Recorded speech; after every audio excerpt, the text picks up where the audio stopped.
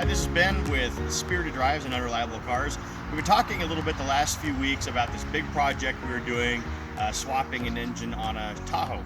This is a Tahoe, 2003 Chevrolet Tahoe. Nothing special maybe? Well, here's kind of the story behind this rig. We weren't looking for it. My wife, who's videotaping me right now, hi babe. Hello. She's always liked Chevy Tahoes. She's actually always particularly liked this generation of Chevrolet Tahoes.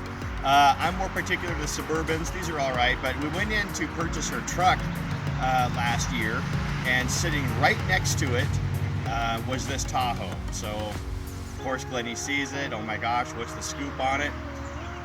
Let me explain something first. If you look at it, it's an older Tahoe, again, 2003. It's got a couple of nicks and scratches, but overall, it's beautiful. It's been very well taken care of.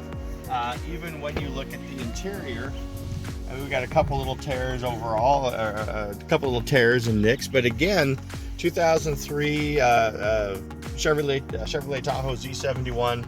It's very pretty. So here's, you want to see the back seat? Yeah, let's so, look at the back seat.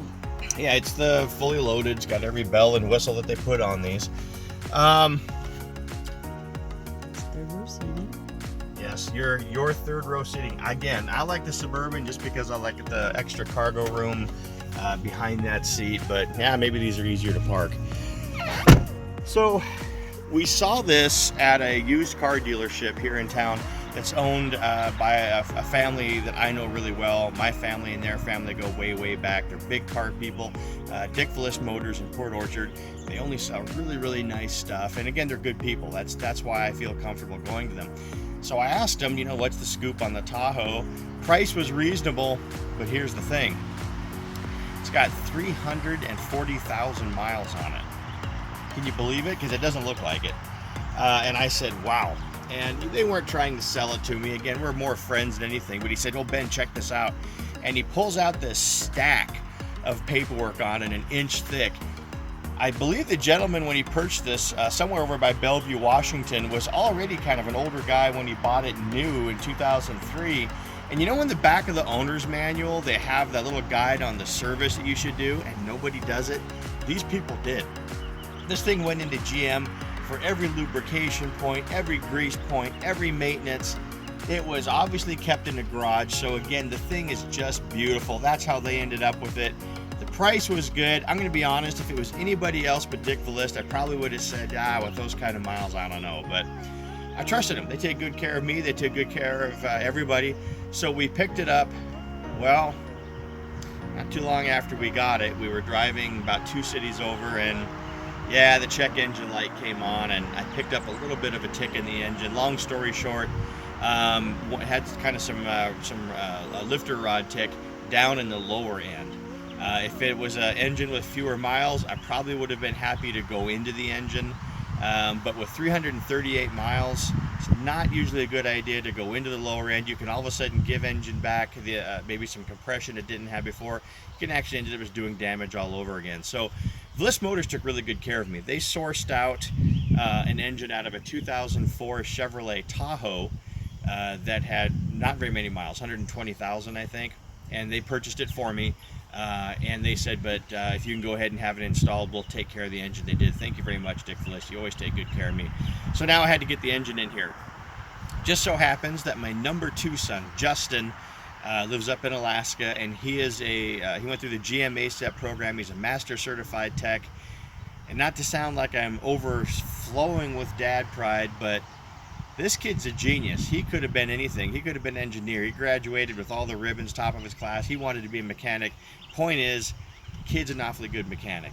So for the price of a plane ticket, I flew him down. He brought his wife and his kids, so we got to spend a little bit of time with the grandkids. And we banged an engine up. He banged an engine out. I just handed him tools. And I fed him. It was amazing, yes. And he got some of that famous mom food. It was amazing to watch the kid work. It was amazing how fast he was. It's amazing. He knew every little bolt, wire, bang, bang, bang, clip, clip, clip. He's going 100 miles an hour. He started at about 10:45 in the morning on a Saturday.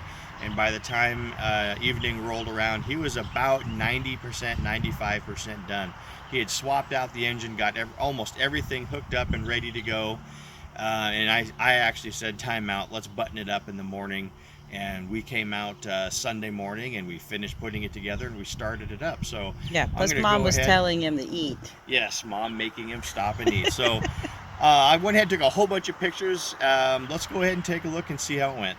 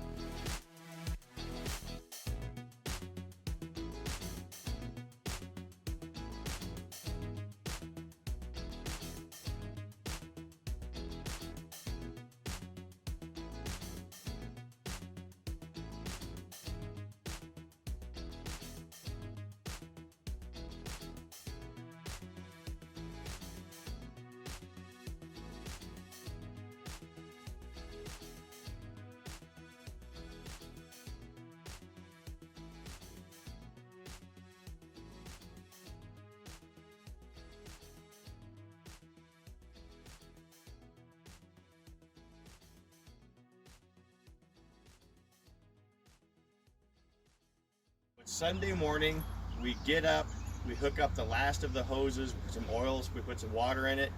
Moment of truth. Let's spin the key. We spin the key, and my heart sinks, and my son looks concerned. All kinds of clatter and rattle, not like a knock, but definitely like the valves are trying to do a Fred Astaire competition under the valve covers. And I thought, oh my God, they sold me an engine that is in bad shape. I'm gonna have to go back in and at least, get into the heads. Oh my gosh, what's the problem? So yeah, it was kind of a letdown. I mean, I'm hoping the oil pressure maybe will build up, and it just didn't. My son revved it up a few times, and we had the valve clatter, and that's it. I thought we were done. And right about the time I'm starting to think, what now? My son says, well, I want to take a look at something. And he gets his tools back out and he starts peeling the valve covers back off. And we try again. Turn the heat on full blast, vent. Oh, Please don't Justin. knock.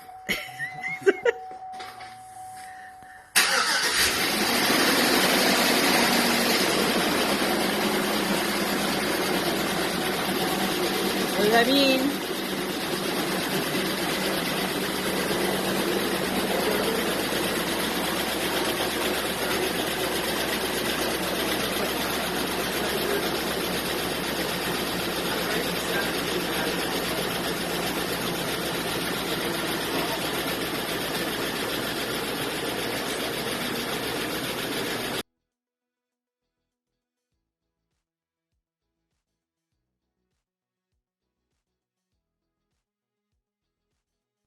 All right, so after Justin fixed the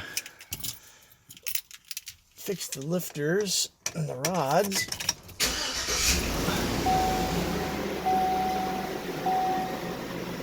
now she sounds beautiful. That sounds how it should. Look at that. New life. Yay, Justin. Thanks, man.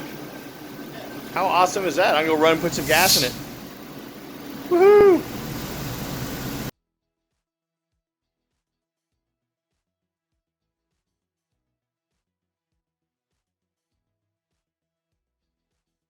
So Justin really fast pulls the valve covers off, and immediately as he's pulling the lifter rods out, he notices at the top are really kind of gnarly looking.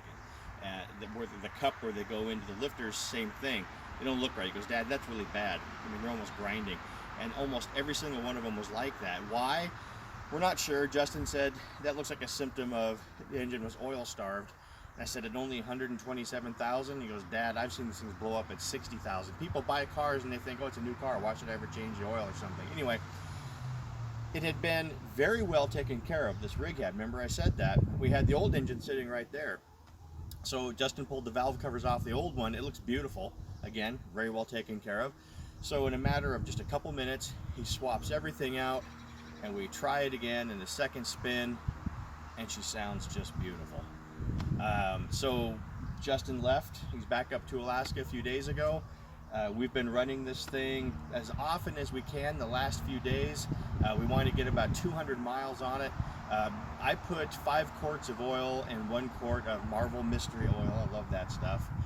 We're going to kind of try to clean it out a little bit, but here we are several days, or about 5 days, I guess, after he's left. Put a bunch of miles on it. She still sounds beautiful. Sounds like it did when it was brand new.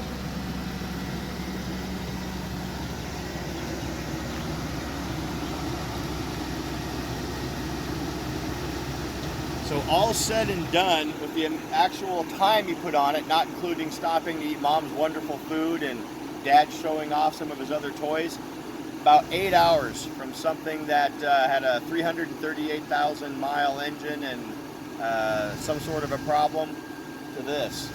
Pretty impressive, pretty impressive. So that was how we spent last weekend.